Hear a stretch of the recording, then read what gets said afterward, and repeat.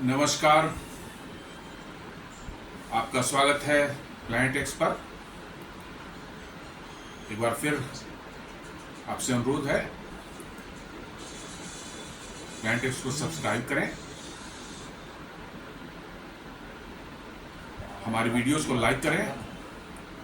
और friends and family के साथ शेयर जरूर करें ताकि वीडियो की रीच बढ़ सके और हमें अच्छे कंटेंट बनाने के लिए प्रोत्साहन मिल सके। दोस्तों, आज एक वैसा विषय हम लेने जा रहे हैं जिस पर बड़ी चर्चा आजकल दुनिया में होती है, हर जगह, और बड़े ही लोग मतलब कि इस पर जो है डिबेट्स होते हैं और खासकर जो पर्यावरणविद जो होते हैं वो बड़ी इसकी बात करते हैं, और वो है ग्रीन एनर्जी की बात। तो मैंने इसका हेडिंग भी रखा है, क्या हमारा ग्रीन एनर्जी इतना ग्रीन है? Is our green energy so green? Is really green? Green energy पिछले 2-3 दशकों से जो है, कैसे 90s से जो है इस पर थोड़ा फोकस होना शुरू हुआ। 2000 आने के बाद जो है थोड़ी इस पर और तवज्जो बढ़ी, और 2010 के बाद तो काफ़ी तेज़ी से जो है दुनिया भर में ग्रीन एनर्जी की चर्चा हो रही है और ग्रीन एनर्जी के प्रोजेक्ट्स भी नए नए आ रहे हैं और काफ़ी उस पर जो है लोगों का जो है एक विश्वास बन पड़ा है। शायद ये हमारे पर्यावरण को बचाने में एक बहुत बड़ा टूल है हमारे हाथ में जो है। तो वही जानना की ज़रूरत हमें कि क्या सचमुच ये इतना जिसको हम ग्रीन बोलते हैं वो उतना ग्रीन है या नहीं है। ग्रीन एनर्जी में बेसिकली आप देखें तो 3-4 तरह के स्रोत जो हैं उनको ग्रीन एनर्जी में रखा जाता है। एक तो कन्वेंशनल बहुत पहले से है, जो कि हाइड्रो इलेक्ट्रिक पावर प्लांट्स हमारे हैं, जो नदियों पर बांध बनाकर बनाए गए हैं। चूँकि नदियों से पानी आता रहता है, उस पानी से ही बिजली बनती है, तो कोई कार्बन उत्सर्जन होता नहीं है इसमें, इसलिए जो है इसको ग्रीन माना जाता है और ये है भी सचमुच में ग्रीन। दूसरा, ये भी एक और पुराना हमारा मेथड है, वो हमारा परमाणु ऊर्जा, न्यूक्लियर एनर्जी। न्यूक्लियर एनर्जी में भी आप देखेंगे तो कोई उत्सर्जन नहीं होता है, किसी तरह का उत्सर्जन जो है कार्बन इमिशन या और कोई इमिशन बिल्कुल नहीं होता, और इसलिए भी इसको ग्रीन के कैटेगरी में रखा गया है। हालांकि बहुत से लोगों का इस पर ऑब्जेक्शन है कि नहीं, इससे परमाणु संयंत्र जो दुनिया में है उनसे जो स्पेंट फ्यूल निकलते हैं, फ्यूल की लाइफ होती है, ख़त्म हो जाता है, जब उसकी एनर्जी ख़त्म हो जाती है तो फ्यूल को फिर लेकिन हाईली रेडियो एक्टिव हो जाते हैं, उनको स्टोर करना बड़े सिक्योर्ड साइट में जो है ज़मीन के अंदर में बड़े बड़े स्टील के कंटेनर्स में जो दबा कर उसको रखे जाते हैं और वो हज़ारों साल तक जो रेडियो एक्टिव रहेंगे। तो नेचुरली रेडियो एक्टिव सब्सटेंस तो ऑलवेज डेंजरस है ह्यूमन बीइंग के लिए जो है, लेकिन यदि उनको सेफली जो है स्टोर करके रखा जा सकता है तो सचमुच मतलब कि जो है तब आप कह सकते हैं कि ये हमारा सोर्स ग्रीन है। लेकिन इसके लिए आपको यूरेनियम की जरूरत पड़ती है, और यूरेनियम की आप खदानों से जो है यूरेनियम निकाला जाता है, जो प्रोसेस किया जाता है। इसमें थोड़ी एनर्जी भी लगती है और वाटर भी, थोड़ा फ्रेश वाटर भी आपको लगता है। तो पूरी तरह से ग्रीन नहीं है, लेकिन हाँ आप कह सकते हैं कि कोई डायरेक्ट कोई कार्बन उत्सर्जन नहीं करता है, और इसके जो इसका फ्यूल है, इसका ईंधन जो है यूरेनियम, उसके निकालने में भी उतनी ज़्यादा हम इलेक्ट्रिसिटी या पानी का इस्तेमाल नहीं करते जितने औरों में करते हैं, जिस पर हम अभी बात करेंगे। तो इसको भी आप शायद एक ग्रीन में कैटेगरी में रख सकते हैं। और इसके सबसे बड़ा एडवांटेज है कि परमाणु ऊर्जा संयंत्र जो है 24 घंटे आपको बिजली दे सकता है।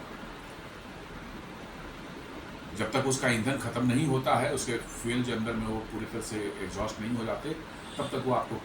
ऊर्जा 24 घंटे दे सकता है। लेकिन पिछले 2 दशकों से जो है जो सबसे बड़ा चल रहा है रिन्यूएबल एनर्जी सोर्सेज, जो कि सौर ऊर्जा या पवन ऊर्जा के फॉर्म में आती है, जिसको हम कहते हैं सोलर एनर्जी या विंड एनर्जी।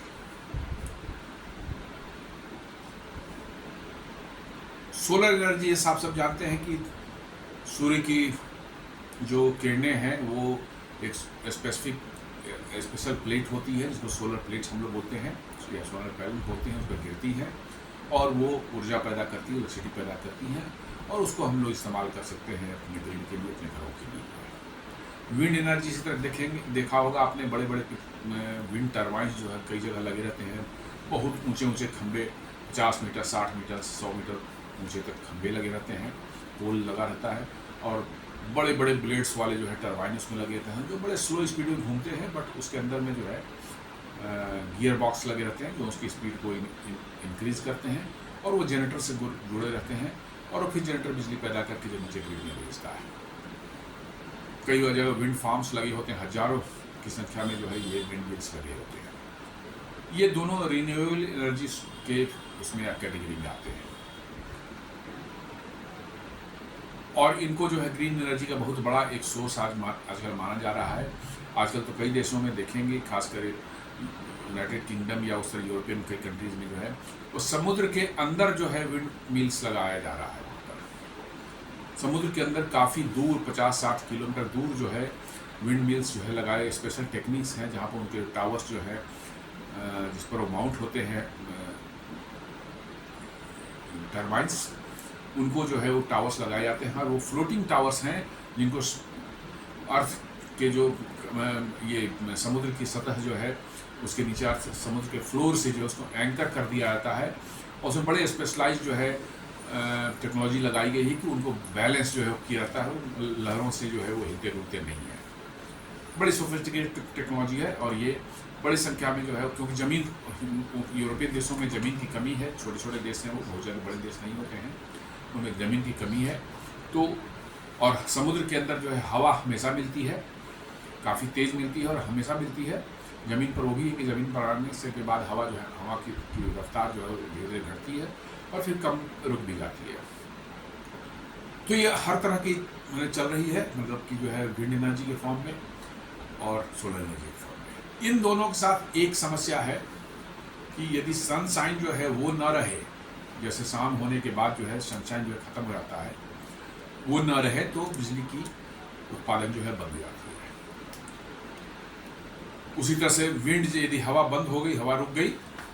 तो भी बिजली का उत्पादन जो आपका जो है रुक जाना है, वो नहीं होगा। ये एक बहुत बड़ी समस्या है क्योंकि ग्रिड की स्टेबिलिटी के लिए जो है आपको जो है ये इंश्योर करना पड़ता है कि डिमांड जितनी है सप्लाई कर उतने उसके आसपास जो है आनी चाहिए। लेकिन सडनली जो आपका जनरेशन यदि सोलर प्लांट से जो है या विंड फार्म से जो है रुक जाए तो ये बड़ी समस्या हो जाती है और विंड आपके एनर्जी ग्रिड्स जो है वो डीस्टेबलाइज हो जाते हैं, इवन क्रैश भी कर सकते हैं एक्सेसिव लोड की वजह से। तो आजकल एक निकाला गया है टेक्निक कि साहब कुछ प्लांट्स जो हमारे सोलर के जो हैं वो जब तक धूप रहेगी वो डायरेक्ट सीधे एनर्जी जो है इनको देंगे, क्या कहते हैं ग्रिड में देंगे, या कुछ प्लांट्स वैसे भी हैं जो कि डायरेक्ट एनर्जी ग्रिड में नहीं देते हैं, वो बड़े बड़े ह्यूज साइज के लिथियम बैटरीज स्टोरेज की वहाँ फैसिलिटी होती है जहाँ पर कि जो है आप जो बिजली पैदा सोलर या विंड से कर रहे हैं उनको आप उन बैटरीज में स्टोर कर लेते हैं और जब पीक डिमांड आती है, जैसे वैसे प्लांट जो कि डायरेक्ट एनर्जी ग्रिड में दे रहे थे वो उनका जनरेशन बंद हो जाए तो वो प्लांट को जो है आप बैटरी से जो एनर्जी लेके और फिर इन्वर्टर के थ्रू जो है एसी में कन्वर्ट करके जो है ग्रिड में आप सप्लाई करते हैं टू स्टेबलाइज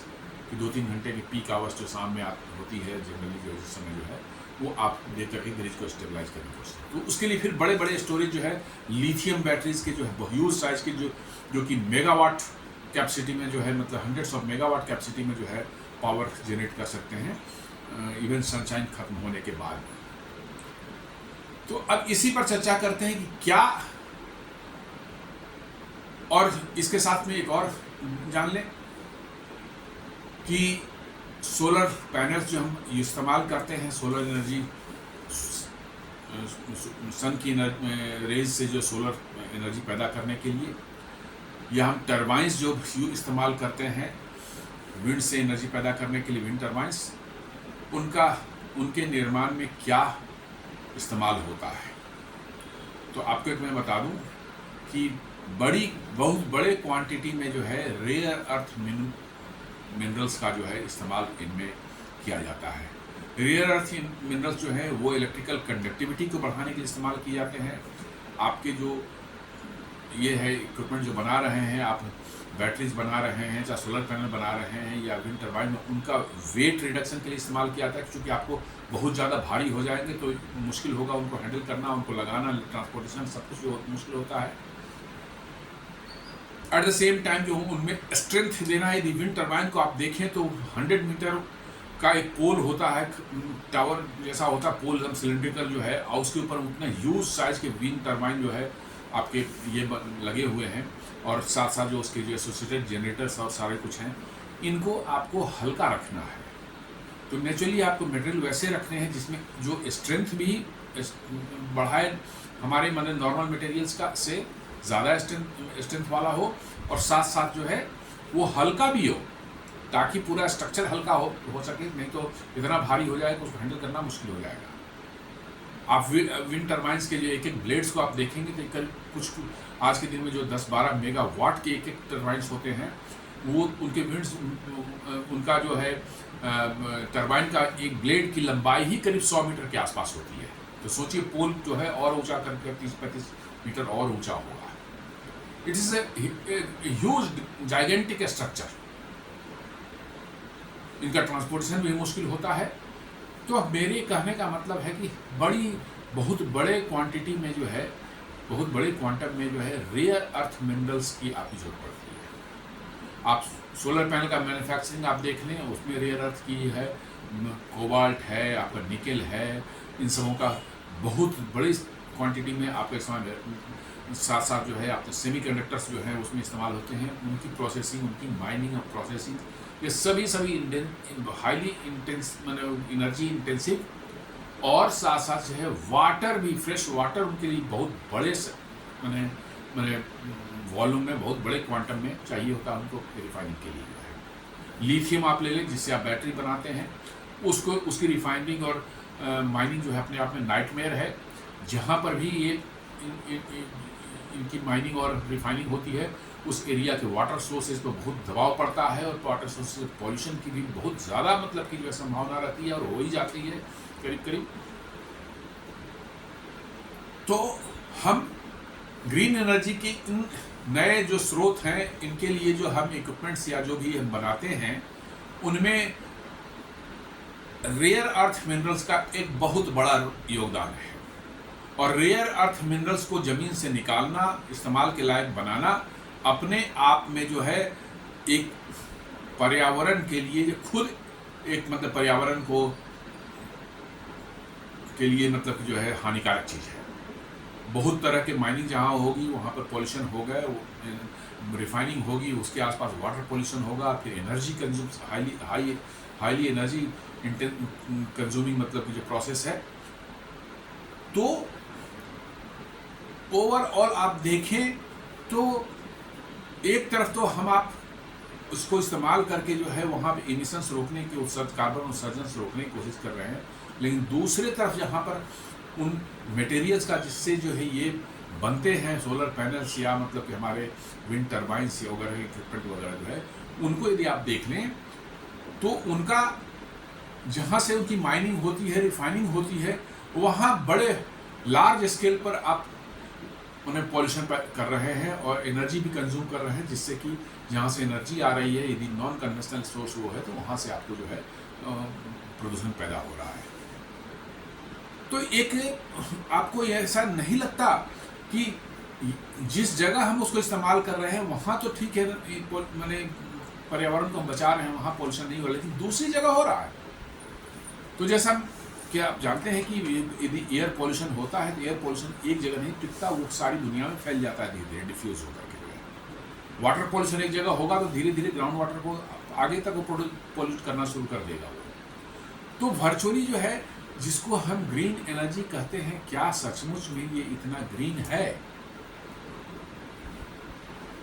न्यूक्लियर एनर्जी को बहुत ज़्यादा पिछले कुछ दशकों में जो है बदनाम किया गया, बहुत ज़्यादा इसके बारे में प्रोपेगेंडा हुई, इन्वायरमेंटलिस्ट और फलाना ठिकाना जितने दुनिया में है उनका कहा गया न्यूक्लियर एनर्जी बंद करो। और देखिए जर्मनी वगैरह ने अपने न्यूक्लियर प्लांट जो है पूरी तरह से बंद कर दिए, मतलब कि 2-3 न्यूक्लियर प्लांट चल रहे थे, वो पिछले 2 साल पहले उन्होंने कम्प्लीटली बंद कर दिया। Now they are in trouble. अब उनको ऐसी परेशानियाँ है कि उनको पुराने जो thermal power coal fired power plant थे उनको रिस्टोर करके जो है उससे बिजली पैदा करें, फ़ायदा क्या हुआ? तो न्यूक्लियर जो है अपने आप में जो है एक रेडिएशन वाला जो एक लोगों के दिमाग में माइंड में जो डर घुसा हुआ है कि रेडिएशन इतनी ख़राब चीज़ होती है कि साहब वो तो पूरी दुनिया ख़त्म कर देगा, ऐसी कोई बात नहीं है, ऐसा कुछ भी नहीं है। रेडिएशन है लेकिन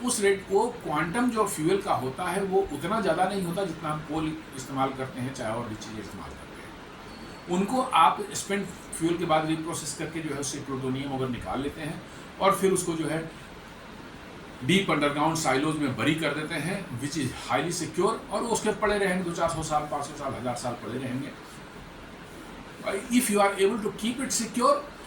they are not going to pollute your environment or water sources or air whatsoever it is। और at the same time सबसे बड़ा एडवांटेज इनके साथ में है कि आपको ये 24 घंटे बिजली देते हैं, इरिस्पेक्टिव ऑफ कि सनलाइट चली गई, कि हवा बंद हो गई, कुछ सबका कुछ चक्कर ही नहीं है। तो मैं तो समझता हूँ कि और प्लस यूरेनियम की माइनिंग और रिफाइनिंग जो है it is less energy consuming and less, मतलब कि जो है वाटर सोर्सेज पर दबाव ये नहीं उतना डालते हैं। तो मेरे हिसाब से तो ये ज़्यादा ग्रीन है as compare to the renewable energy हमारे विंड इसके जो है। तो इसीलिए मैंने टाइटल जो दिया है कि is our green energy really so green. इसमें विचार करने की बात है और दुनिया को ये सोचने की बात है कि ठीक है, ऐसा नहीं है कि मैं इसका विरोध कर रहा हूँ, मैं कर रहा हूँ होना चाहिए, बट क्या सचमुच में ये ग्रीन है? मेरे हिसाब से तो जो है ग्रीन के नाम पर हम थोड़ा सा ज़्यादा ही मतलब कि जो है इसको तवज्जो दे रहे हैं। जितनी ग्रीन हम इसको मान रहे हैं ये शायद उतना ग्रीन नहीं है। इवन आप हाइड्रोजन फ्यूल सेल वगैरह की बात कर ले तो आपको इलेक्ट्रोलाइट्स जब आप उसके लिए बनाते हैं, चाहे वाटर के इलेक्ट्रोलिसिस करके ही तो आप मतलब कि जो हाइड्रोजन बनाएंगे। यदि आप इलेक्ट्रोलाइट को बनाएं फिर वहाँ निकल, कोबाल्ट और वो सब जो है रेयर अर्थ मिनरल्स जितने आते हैं जिनको बनाने में बहुत ज़्यादा पोल्यूशन जहाँ बनता है वो पैदा होता है, जहाँ माइनिंग होती है, जहाँ रिफाइनिंग होती है, वो सब फिर वही इलेक्ट्रोलाइट्स में वही इस्तेमाल होंगे। इलेक्ट्रोलाइट्स जो है इलेक्ट्रोलाइजर्स जो हैं वो इस्तेमाल होंगे आपको वाटर के इलेक्ट्रोलिसिस के लिए ताकि हाइड्रोजन मिल सके। फिर उस हाइड्रोजन का आप इस्तेमाल करेंगे हाइड्रोजन फ्यूल सेल में कुछ जनरेट एनर्जी। तो उस हाइड्रोजन को बनाने के लिए आपको इलेक्ट्रोलाइजर्स चाहिए। उन इलेक्ट्रोलाइजर्स को आप देखें तो उनमें भी यही सब मिनरल्स मोर और लेस लगते हैं। ये जितनी भी नई एडवांस टेक्नोलॉजी जो आ रही हैं उनमें रेयर अर्थ मिनरल्स का जो है बहुत बड़ा रोल है, because of their property to increase the conductivity of any metal, to increase the strength of materials, existing materials, to increase the मतलब कि जो है उनको हीट और अदर एक्सट्रीम कंडीशंस को बर्दाश्त करने की क्षमता के लिए बढ़ाने के लिए आप डिफरेंट एलॉयज साथ रेयर अर्थ मिनरल्स को मिक्स करते हैं। और वो मिक्सिंग के कारण जो है आपके वो जो मिनरल्स हैं, खासकर मैग्नेट्स वगैरह जो बनते हैं रेयर अर्थ के, they are very long lasting, बहुत पावरफुल मैग्नेट्स बन जाते हैं छोटे से स्मॉल साइज के लिए, and at the same time to reduce their weight. All this equipments का जो कि रेयर अर्थ का इस्तेमाल होता है। तो रेयर अर्थ की डिमांड इसलिए दुनिया में बहुत तेज़ी से बढ़ गई है पिछले कुछ सालों में जो है, और हम उस ट्रैप में फंस गए हैं कि रेयर अर्थ इस्तेमाल करके हम नए इक्विपमेंट्स बनाएंगे, नए टेक्नोलॉजी बनाएंगे वो ये पॉल्यूशन को रिड्यूस करने के लिए, एट द सेम टाइम हमारा वो दूसरी जगह जो है पॉल्यूशन पैदा करेंगे। तो ये विचार करने वाली बात है, बड़ा ही मतलब कि एक लाइव टॉपिक है आज दुनिया में। आप लोग भी इसमें विचार करें और अपने जो भी कमेंट्स हैं कमेंट्स में ज़रूर डालें। तो इसके साथ इस एपिसोड को हम समाप्त करते हैं यहीं पर, और फिर आपसे निवेदन है कि आप चैनल को प्लान टिप्स को जरूर सब्सक्राइब करें, वीडियोज़ को लाइक करें और अपने फ्रेंड्स एंड फैमिली के साथ शेयर करें। धन्यवाद।